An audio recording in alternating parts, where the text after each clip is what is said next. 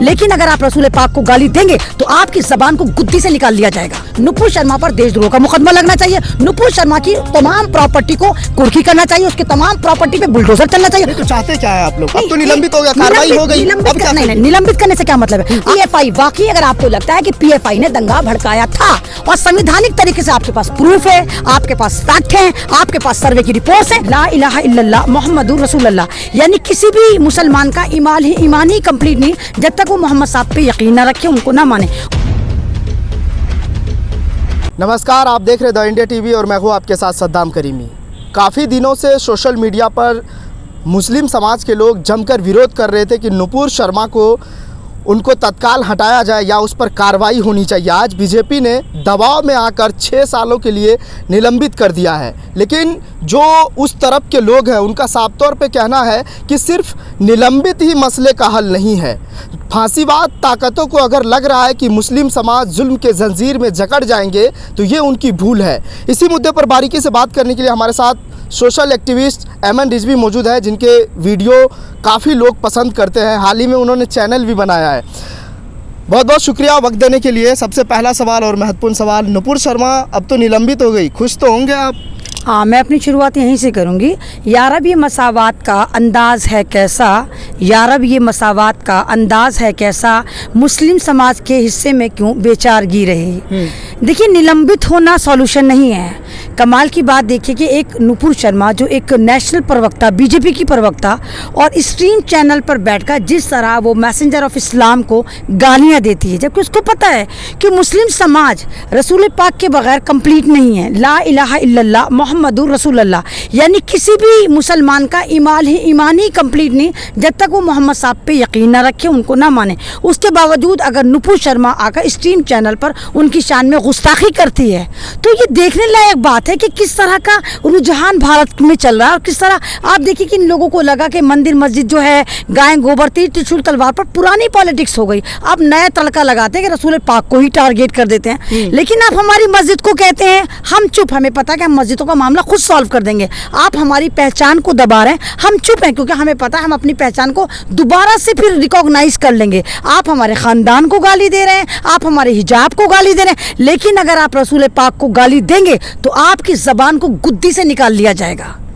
नहीं तो चाहते क्या है आप लोग? अब तो निलंबित हो गया, कार्रवाई हो गई, अब क्या? नहीं, निलंबित करने से क्या मतलब है? आप देखिए कानपुर में जहां ये प्रोटेस्ट चल रहा था, जहां पर नुपुर शर्मा के खिलाफ फ्राइडे के दिन, जुम्मे के दिन लोगों ने मार्केट बंद करी, वहां पर पुलिस का देखिए जालिमाना रवैया कि पुलिस बाकायदा पथराव भी कर रही है, पुलिस मुसलमानों के गयूर नौजवानों को लठ पेल रही है, और उसके बावजूद थाने में जाकर देखिए जितने भी नौजवानों को उठाया गया वो तमाम के तमाम मुस्लिम समाज से, तमाम लोगों पर FIR कर दी और ये भी कह दिया गया कि इनकी प्रॉपर्टी पर बुलडोजर चलाया जाएगा। सवाल ये उठता है कि प्रॉपर्टी पर बुलडोजर इसलिए चलाया जाएगा क्योंकि रसूल पाक की शान में गुस्ताखी नुपुर ने करी है, वो लोग कह रहे हैं ऐसा नहीं करना चाहिए, तो फिर नुपुर शर्मा पे क्यों नहीं बुलडोजर चलाया जाएगा?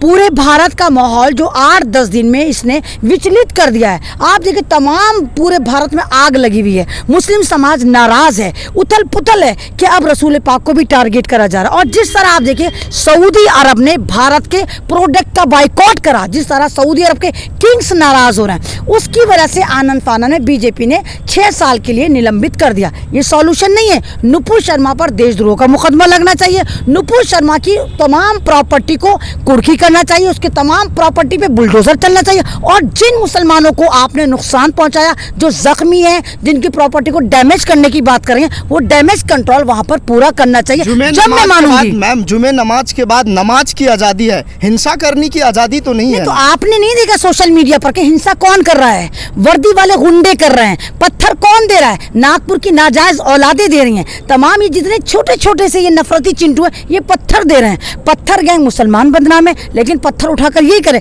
सेम टू सेम दिल्ली दंगे वाला इन्होंने कोऑर्डिनेट करा। जैसे दिल्ली दंगों में वीडियो निकली कि दिल्ली पुलिस किस तरह टारगेट कर रही थी, किस तरह नौजवानों को मार रही थी, किस तरह प्रॉपर्टी को डैमेज कर रही थी, किस तरह आग लगा रही थी, और फिर NRC में और दिल्ली दंगों में पकड़ा किसको गया था? मुस्लिम नौजवान को पकड़ा गया था। तो एक बार फिर संविधान ऐसा लगता है कि मुस्लिम समाज के साथ जस्टिफाई नहीं कर रहा है। कानपुर का एक संगठन है PFI, उसका नाम सामने आ रहा है कि उसने साजिश रची थी, उसने दंगा भड़काने की कोशिश की। क्या होगा आपका जवाब? नहीं, अगर पीएफआई वाकई अगर आपको लगता है कि पीएफआई ने दंगा भड़काया था और संवैधानिक तरीके से आपके पास प्रूफ है, आपके पास फैक्ट हैं, आपके पास सर्वे की रिपोर्ट्स हैं, तो पीएफआई को आप बैन करिए, पीएफआई को आप सजा दीजिए। लेकिन ये क्या कि किसी भी मकान को आप बुलडोजर चला देते हैं। सवाल ये नहीं उठता सद्दाम कि बुलडोजर चलाया जा रहा है, सवाल ये उठता है अगर भारत संविधान से चलता है तो क्या अदालत में कार्रवाई नहीं होनी चाहिए? जब सारी ही कार्रवाई संतरी मंत्री अंतरी और पुलिस कर देगी तो फिर ये हमारा जुडिशरी जो ये क्या करेगा?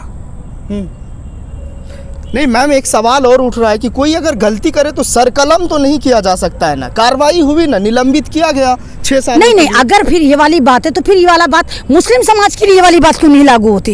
एनआरसी में आप देखिए मुसलमानों के अभी भी 25-30 हजार नौजवान जेलों में बंद है, ये वहां तो लागू नहीं हुई। उमर खालिद सैफी, इतने बड़े बड़े नाम है जो आज भी जेलों में और बेगुनाह जेलों में।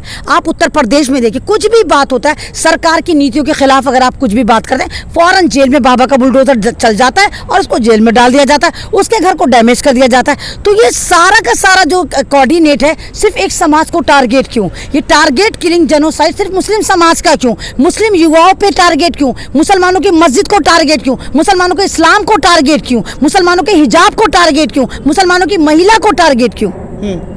लेकिन ये भी तो सवाल है ना कि आखिर जो लोग हिंसा कर रहे हैं, आप धर्म क्यों ढूंढ रहे हैं? जो लोग गलत है उन पर कार्रवाई होनी चाहिए, चाहे कोई भी धर्म के। कानपुर में कोई हिंसा नहीं हुई। कानपुर में महा मुस्लिम समाज ने कहा कि जुमे के बाद हम अपनी मार्केट बंद करेंगे और मार्केट बंद करी। उसके बाद आप देखिए कि पुलिस एक तरफा कार्रवाई करी। पुलिस बाकायदा, एक तरफ मुस्लिम समाज है और एक तरफ पुलिस और इनके गुंडाई हैं, तमाम आरएसएस के भाजपाई लोग हैं जो बाकायदा इतने बड़े बड़े पत्थरों को मार रहे हैं, छतों पर से पत्थर फेंक रहे हैं, पुलिस वाले उठाकर मुस्लिम समाज की तरफ फेंक रहे हैं और फिर कंप्लेन भी मुस्लिम समाज की तरफ कर रहे हैं। तो यह तो बिल्कुल नाइंसाफी की हद हो गई कि पिटेगा भी मुसलमान, छितेगा भी मुसलमान, पैगंबर को भी हमारे गाली दोगे, हमारी प्रॉपर्टी पे बुलडोजर भी चलाओगे, उल्टा हमें ही जेल में डाल के देशद्रोह का मुकदमा भी करोगे। तो पागल समझ रखा है तुमने हमें।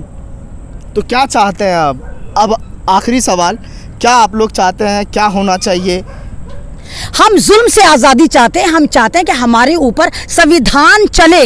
भारत में अगर वाकई संविधान है तो मुसलमानों के साथ भी संवैधानिक तरीके से काम होना चाहिए। ये नहीं कि मुसलमान देखा, उर्दू नाम देखा, मुस्लिम महिला देखी, यूएपीए लगाया, जेल में डाल दिया। इस तरह नहीं होना चाहिए। और अगर भारत में वाकई संविधान में लिखा गया एक एक्ट बना कि अगर आप किसी दूसरे मजहब को टारगेट करेंगे, दूसरी मसाजिद को टारगेट करेंगे तो आप पर एक्शन होगा। तो फिर सिर्फ मुसलमानों पर एक्शन क्यों? इन लोगों पर एक्शन क्यों नहीं? नुपुर पे एक्शन क्यों नहीं? जितने नरसिम्हा स्वरानंद था इस पे एक्शन क्यों नहीं? जितने और कमीन मिश्रा था उस पे एक्शन क्यों नहीं? नागनी तिवारी पे एक्शन क्यों नहीं? तो हम भारत के तमाम मुसलमान कहते हैं इन पे एक्शन क्यों नहीं? चलिए, बहुत शुक्रिया हमसे बात करने के लिए। ये हमारे साथ सोशल एक्टिविस्ट अहमद रिजवी थी जिन्होंने सभी सवालों के जवाब बारीकी अंदाज में दिए, जिनका साफ तौर पे कहना है कि सिर्फ उर्दू नाम वाले पर क्यों बुलडोजर चलाया जाता है और उस पर कार्रवाई होती है। द इंडिया टीवी की तमाम दर्शकों से यही अपील है, खासकर मुस्लिम संगठनों से, मुस्लिम युवाओं से, कि प्रतिक्रियावादी जो रवैया है उनसे बचे और जिस तरह से हिंदू मुसलमान का जो डिबेट हो रहा है इसको भी कहीं ना कहीं लोग कह रहे हैं कि बंद किया जाना चाहिए, नहीं तो ये देश आग की तरह जलकर राख हो जाएगा। द इंडिया टीवी के लिए दिल्ली से सद्दाम करीमी की रिपोर्ट। चैनल को लाइक, शेयर एंड सब्सक्राइब करें और बेल आइकन दबाना ना भूलें।